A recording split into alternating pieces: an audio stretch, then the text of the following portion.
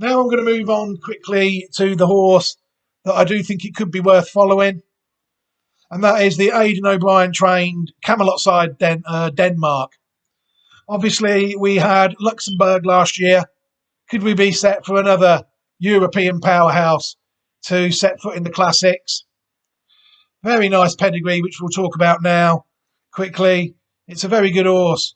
You'll see people look at the pedigree of the horse.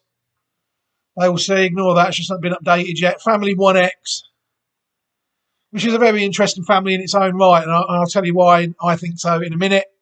You'll see the first dam. It's actually trained by Ellie Lalouche. Dayton Investments dam, board meeting. That was actually a good filly. It's a dual Group 1 placed, triple Group 2, and it's a triple Group 1 placed Group 3 winner, the Dam of Denmark. And there's also a half brother to a listed winner in there as well that's already had a bit of a go in France, called Big Blue.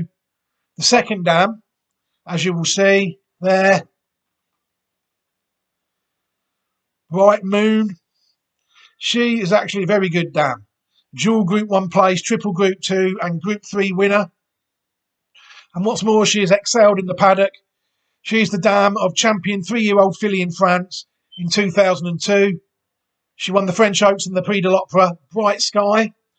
And she's also the dam of Bonanza Creek.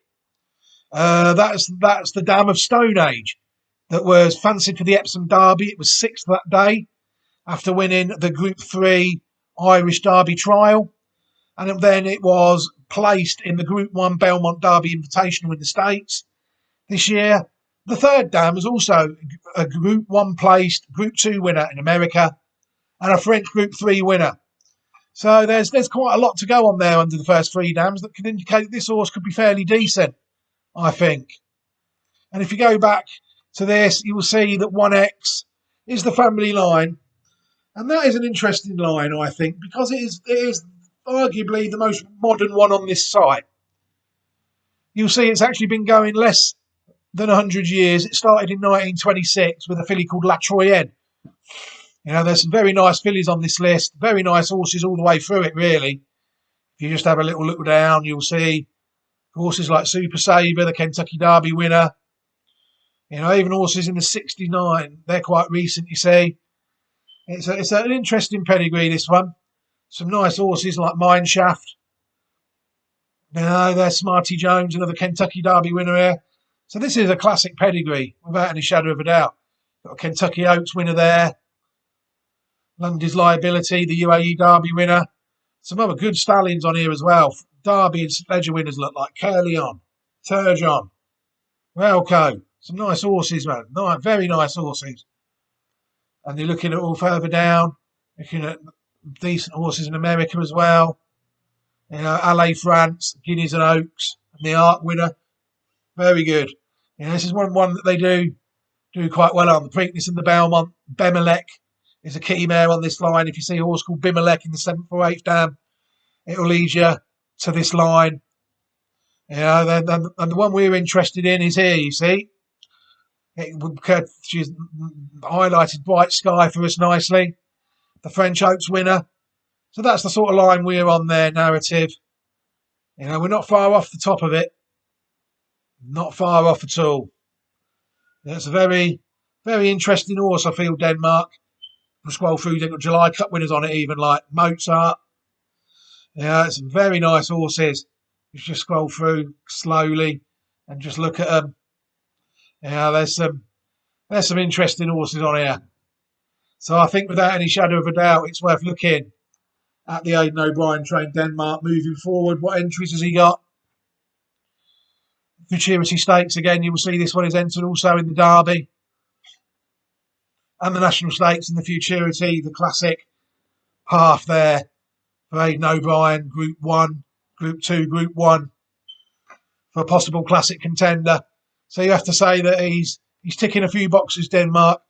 So before I end this broadcast, we're just going to watch him win quickly, all being well. Some of these streams are not playing too good on the live broadcast. They look all right here, but I know they're not streaming very well from when I look back. My computer must just be a bit slow. There's not really much I can do that apart from just plod on.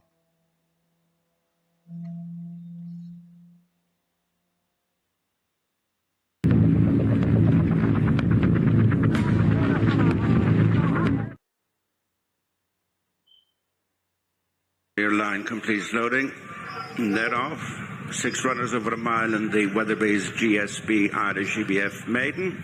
Up front, it's Dubawi Spectre, and with the white face View Taken. Getting a lead from the 2 is Denmark as they race the end of the first furlong. They're followed by Warrior Line, Nation's Call, and Zelado, the back marker. Dubawi Spectre and Shane Foley press ahead of View Taken and Colin Keane, and third is Warrior Line and Shane Cross. Fourth is Denmark Ryan Moore. Nation's Call, Chris Hayes on the outside of Zelado and Ushinor. Soon at the halfway stage, the leader is Dubawi Spectre, tracked by View Taken. A couple of lengths back to Warrior Line in third. Denmark is fourth. 2.5 lengths back to the final couple, Nation's Call and Zelado. Order pretty much unchanged as they come past the halfway stage. Dubawi Spectre stretches on by 2.25 lengths to View Taken. 2 lengths in front of Denmark, disputing third place with Warrior Line and the Nation's Call, and starting to be even ridden now he's shaking like a horse. He'll definitely get further, won't he? I mean, look, he's off the bridle already. 2.5 furlongs to go. Dubawi Spectre trying to stretch them here from He's big View tonguing Taken, it out. Warrior Line, Denmark next with tongue lolling, and on the outside is Nation's Call gone clear from Zelado.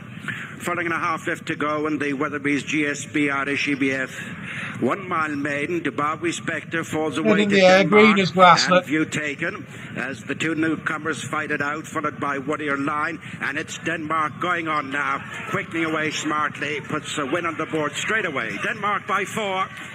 Second, Warrior Line, View Taken in third. Very good performance by Denmark on season, or debut, if you like, winning in good style under Ryan Moore. I mean, what can you say about that?